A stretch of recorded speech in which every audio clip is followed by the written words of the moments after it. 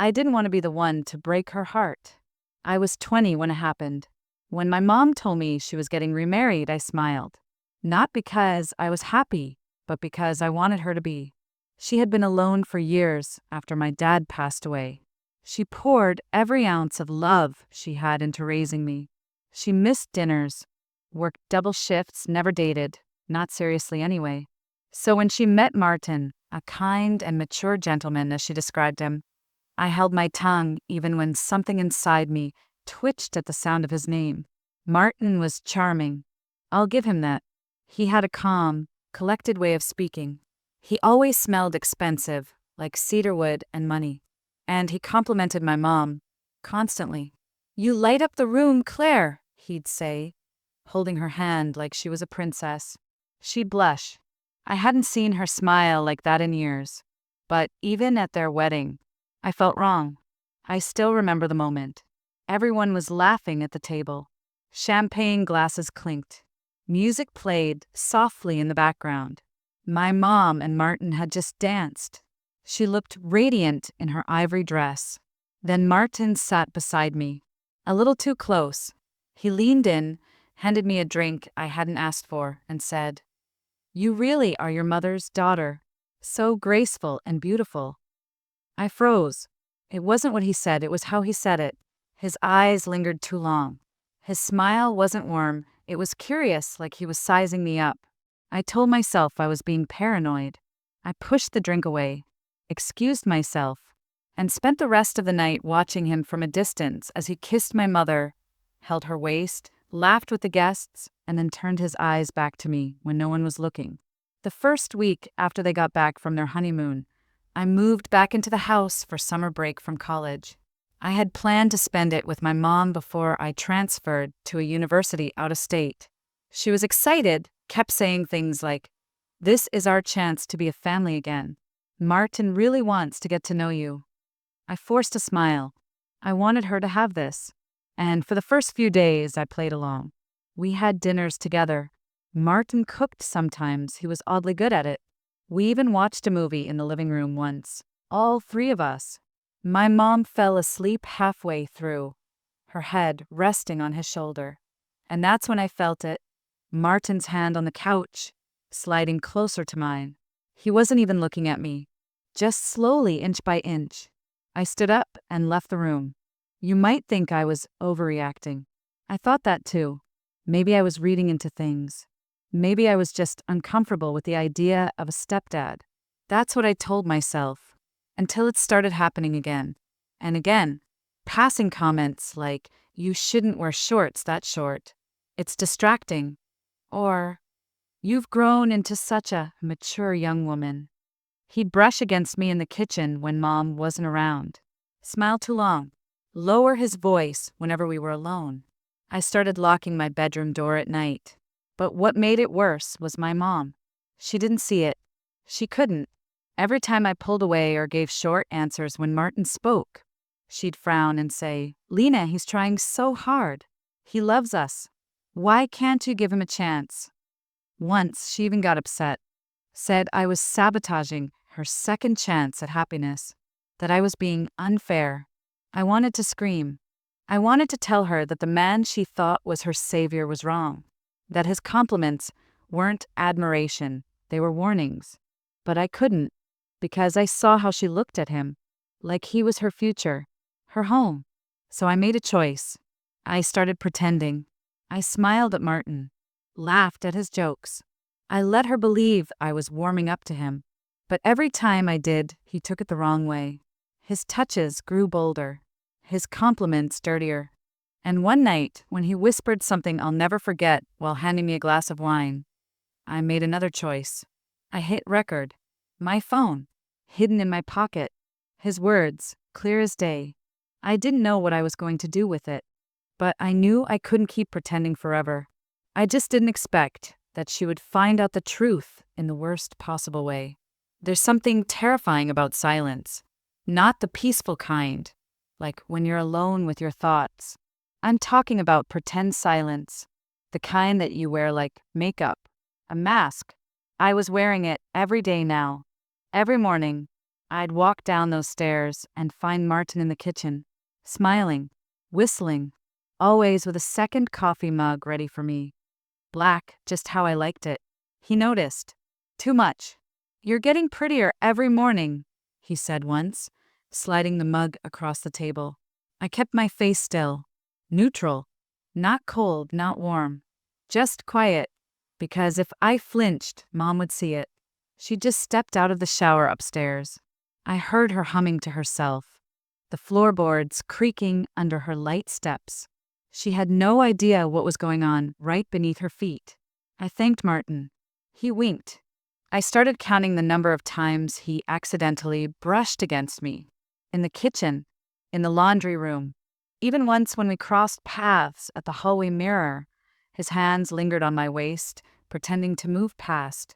I stopped wearing tank tops around the house, switched to oversized hoodies, kept my door closed, my headphones in. But it didn't matter. The quieter I became, the bolder he got.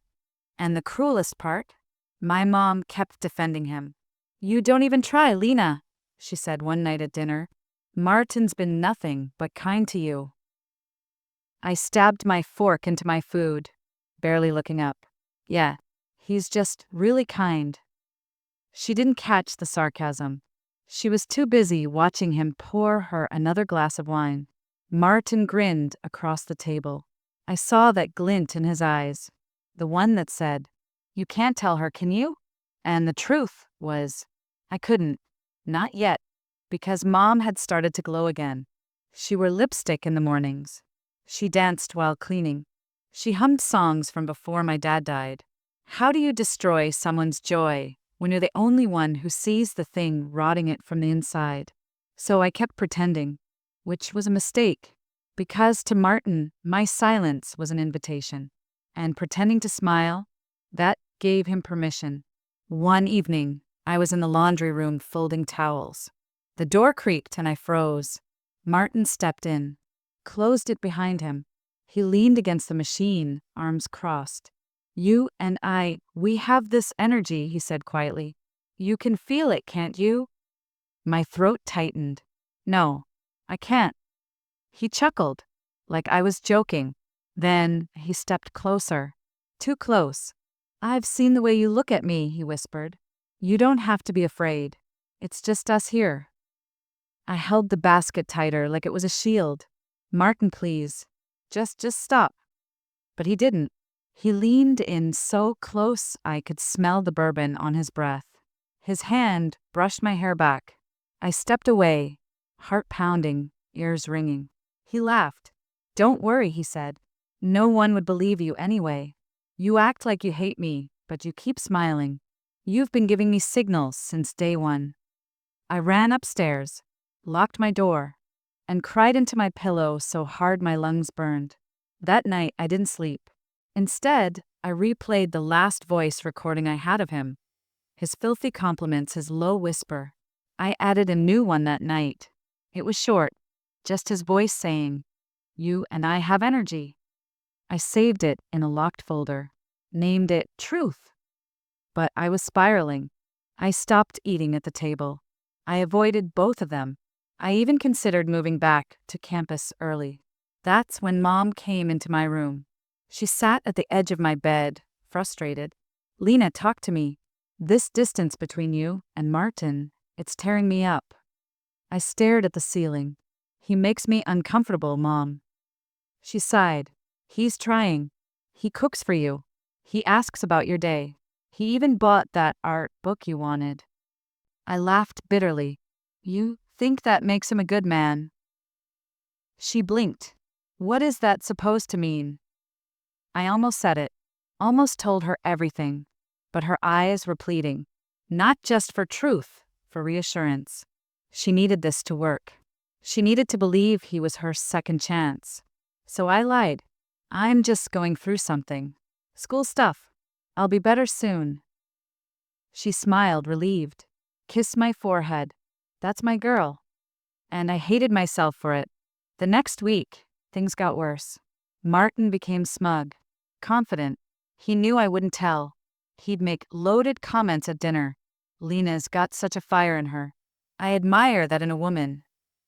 Or when I'd walk past the living room. You should smile more, sweetheart. That face could stop traffic. I recorded everything. I was building case. But I still didn't have the courage to use it. Until one afternoon when I left my phone on the kitchen counter while I showered. Unlocked. I came back downstairs and Mom was holding it. Face pale. Eyes red. She was shaking. She had played the last recording. Martin's voice. His real voice. And everything I was afraid of came crashing down. She looked at me, heartbroken. Lena, she whispered. How long has this been going on? I didn't answer. I didn't have to.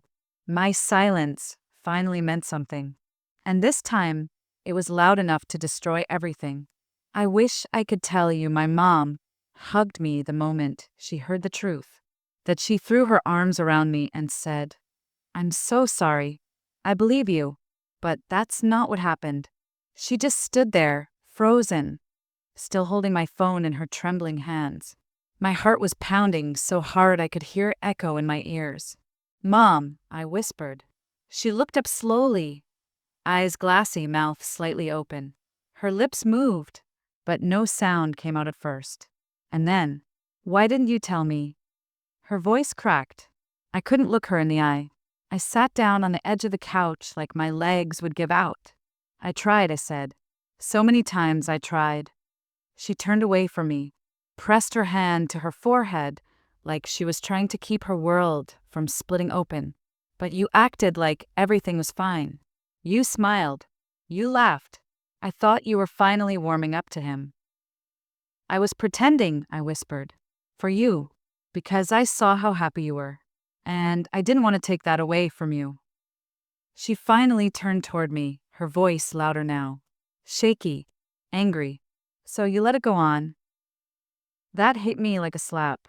I didn't let anything happen, I snapped. I locked my door at night. I avoided him. I wore baggy clothes. I recorded everything because I was scared you wouldn't believe me. Tears spilled down my face before I could stop them. I wanted to tell you, Mom. I needed to. But every time I tried, you looked at me like I was being difficult, like I was the problem. She sat down across from me, silent. I saw it, her denial unraveling, piece by piece. He told me you were moody, she finally said, that you didn't want him to replace your dad, that you were just adjusting. I laughed bitterly. He made you think I was the one with the issue. She nodded slowly, like the pieces were falling into place, but breaking her as they did. I feel so stupid, she said. Her voice was barely a breath. God, I let him in. I let him near you. That's when I got up, kneeled beside her, held her hands. You didn't know, I said. You believed in him. That's not stupid, that's love. That's trust. But I trusted the wrong person, she said. Her tears finally came. Slow, heavy. The kind you don't wipe away, because they're not just sadness, they're grief. We stayed like that for a long time. 2 women, a mother and a daughter, both betrayed by the same man. The next morning, everything felt like it had been dipped in silence. No clinking cups, no whistling from the kitchen, no Martin. His car was gone. So was his watch from the nightstand, his shoes from the hallway. He must have left while we were sleeping. Maybe he knew the truth had caught up to him. Or maybe he just ran before he had to face it. Mom didn't ask where he went. She just made coffee. 2 mugs. Sat them both down. One for her. One for me. We didn't say much. Just sat there, breathing. But it was the first time in weeks that I felt safe. Later that day, she asked me to show her everything. Every recording. Every comment. Every moment I had saved. She didn't flinch. She didn't stop me. She just sat there with her jaw clenched and her hands trembling. When it was over, she said something I'll never forget. I let that man into our lives, and you were the one protecting us. She called a lawyer the next day, filed for an annulment. It would be messy. There'd be questions, whispers, but she didn't care. She wanted him gone, not just from our home, but from our story. And me? I started therapy. It wasn't easy. Talking about what I went through made it feel like I was living it again. But I had to, because for so long I thought I was alone in it. People always think abuse is loud, violent, obvious, but sometimes it's quiet. A whisper in a hallway, a hand that lingers, a smile that means something else. Sometimes it wears a wedding ring and calls itself family. My mom and I were still healing. There are good days, bad ones too.